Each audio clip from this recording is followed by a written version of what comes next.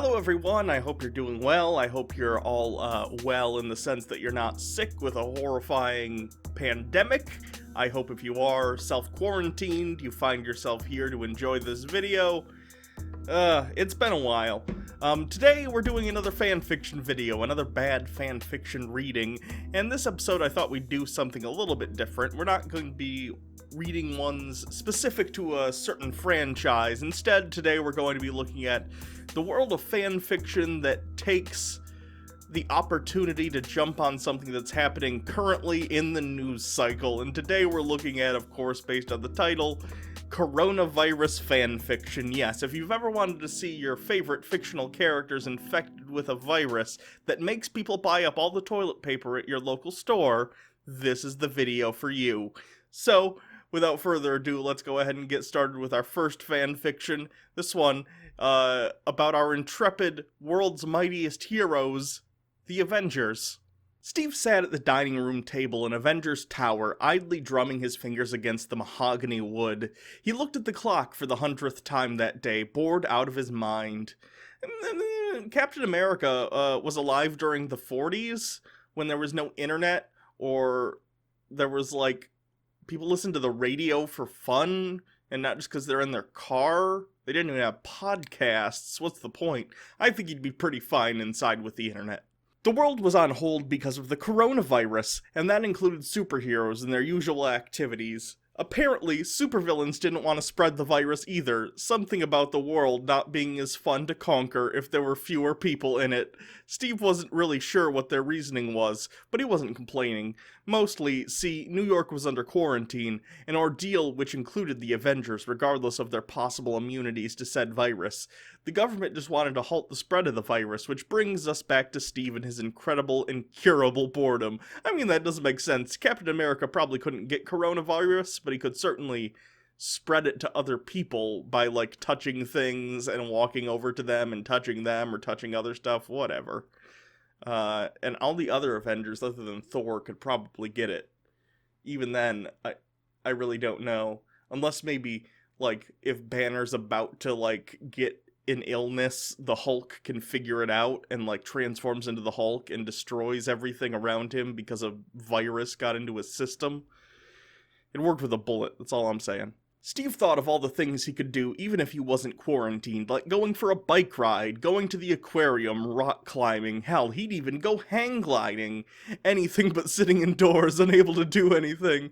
Those do seem like the kind of wholesome activities Captain America would be interested in. That makes sense. Well, that wasn't exactly true, Steve thought. There were things he could do, like watch a movie or paint. He resolved to go and do something, so he got up and went in search of Clint. He ought to have something going on, right? He's Clint, the guy's practically a walking disaster. Where is this coming from? Wait, why does Captain America feel that Hawkeye's a walking disaster? He has a family, he's fine. What?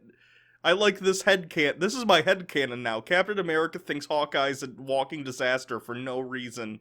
Because he's arrow shoot guy. Maybe Steve just doesn't like arrows. Steve took the elevator up to Clint's room and knocked on the door. "Clint," he asked, "it's me, Steve." A moment later, the door swung open to reveal a half-asleep Clint. "Why'd you wake me up?" he groaned. "I'm trying to hibernate through the apocalypse here." Steve blushed in embarrassment. "Sorry, I assumed you'd be awake. I thought you might want to do something fun with me." "Like what?" Clint asked, awakened by the possibility of causing mischief because he knew what Steve meant by fun. "Wanna prank Nat?" Steve grimaced. "I think she'd murder us both, and since we're trapped here with her for the next 2 weeks, I don't want to get her mad at us." Clint agreed, realizing the truth to the statement. "Thor, then?" "Absolutely." "Any ideas on what to do?" Clint asked, his eyes gleaming with excitement. "Well, we could... ellipses. Next paragraph. Okay, so Steve Rogers, Captain America, and Hawkeye are going to prank Thor Odinson. Fine. I feel like part of quarantine is making sure that they even stay separated from each other, but they're superheroes, who gives a fuck? Fine. Thor had gathered all of the Pop-Tarts in the tower and put them into one rather large metal box. What? He grinned. "Now nobody shall take my precious pastries from me." This rings a little bit like the old comic book ads with Hostess fruit pies. He reached out a hand for Mjolnir, intending to place the hammer on top of the box for extra security. He felt the tug that indicated that it was headed his way and prepared to catch it in his palm. I feel like there should be a rule for Thor in the Avengers facility or any building owned by someone who isn't a nefarious villain. No summoning Mjolnir, because it's been established that it crashes through any walls between it and Thor. It takes a straight line as far as we know. He's gonna destroy half the building trying to secure his fucking Pop-Tarts. Stephen Clint watched from behind a corner, anticipating what would come next. "What in the— Stephen!" Thor shouted. Stephen Clint giggled uncontrollably, holding on to for another support.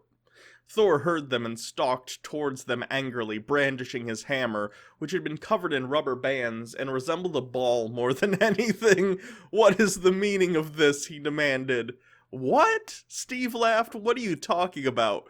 Thor narrowed his eyes at them. "If I'm going to be stuck in this tower with you for 2 weeks, you shall leave me and my pastries alone. I'm not willing to share, and I'm not willing to bargain with you over them." Clint chuckled. "We don't want your Pop-Tarts, Thor. We're just bored. It's just a prank." The classic just a prank bro defense. That's usually good. Thanks, Hawkeye. "I see," Thor said, jovial once more. "Well, in that case, let us find something to cure your boredom, brethren." Stephen Clint enthusiastically agreed, sure that they'd find something to do with Thor's help. And then there are notes at the end of the story. It's MCU canon that Steve can lift Mjolnir, so that's how they were able to get the rubber bands around the hammer. Thanks for reading! Stay safe and wash your hands. The next chapter will be up by the end of the week. Oh, there's a chapter 2? Or at least there will be? That's interesting. I'm sure we'll never get to it, but if you're interested in the antics of quarantined Avengers, they're out there if you want to go search it. This one was fun. I've certainly read much worse written fan fiction. It's fine. I don't know if Captain America would use his ability and righteousness to lift Mjolnir to play a prank on Thor, but I like the idea that he would. So, fine. Okay, this next one, Harry Potter and the Coronavirus. This one's short, sweet, it's based on one joke, basically. But I think it's fine. So here we go. Voldemort looked inside the crib. "Harry Potter, here you are, just a tiny little child.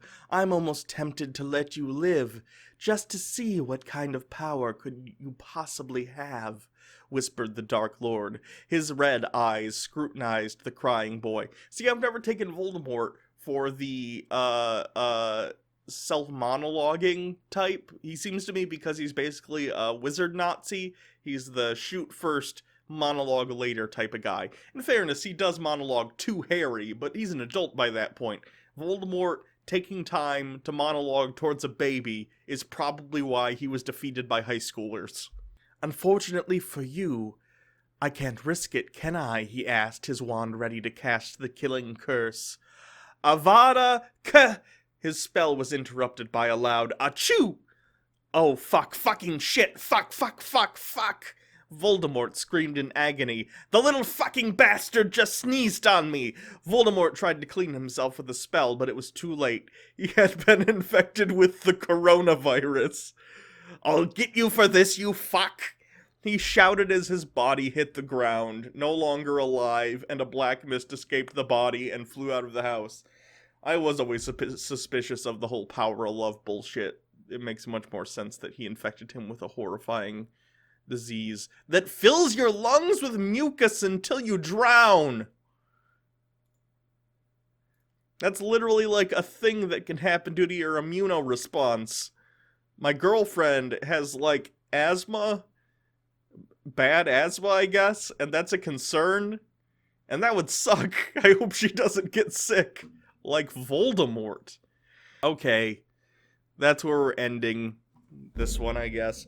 As I said at the beginning, I know it's been a couple weeks since I posted anything.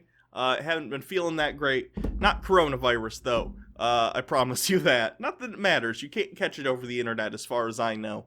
But I'm no biologist or computer scientist. Or whatever her face's name is from Grey's Anatomy. Either way, back to making videos regularly.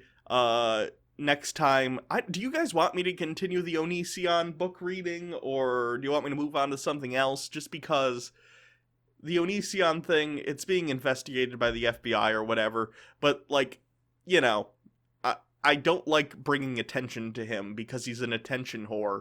So let me know if you guys want me to actually continue that and finish up the book, or if you'd like me to just continue doing one-off things like this, and some other stuff. Like I said, I have Empress Teresa. I have a bunch of other stuff I can read or comment on, whatever. Let me know in the comments. So thank you, everyone. As I mentioned in previous videos, I have a transition fund GoFundMe, link in the description. For those of you who don't know, for one reason or another, I am transitioning medically from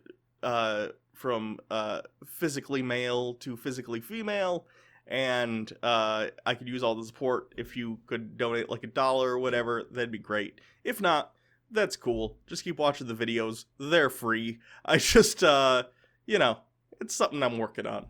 So, until next time, be safe. Stop buying so much goddamn toilet paper. I'm almost out. I gotta poop sometime, people.